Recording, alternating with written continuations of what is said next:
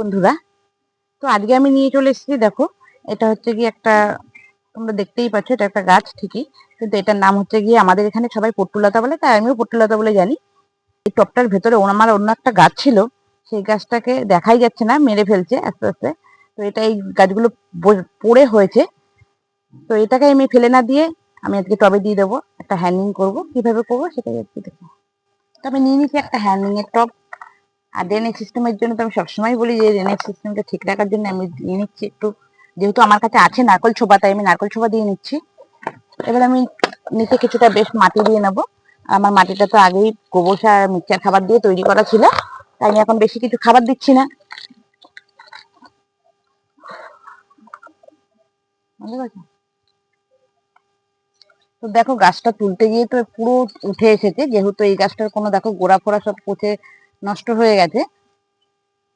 তো দেখো বন্ধুরা, এই গাছটা আমার ওই টবে দেওয়া ছিল, এটার নাম হচ্ছে হয়া গাছ।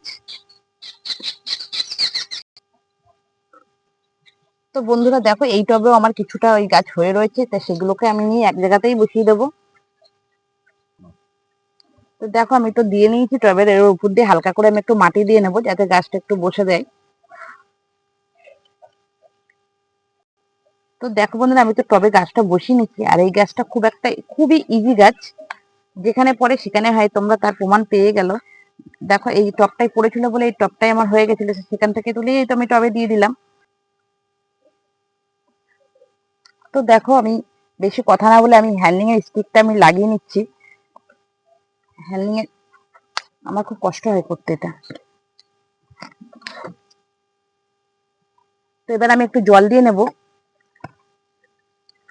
দেখো জলটা, তো দেখো আমার তো হ্যান্ডিং রেডি। এবার কোথায় সাজাবো এটা, সেটাও আমি তোমাদেরকে দেখিয়ে দিচ্ছি।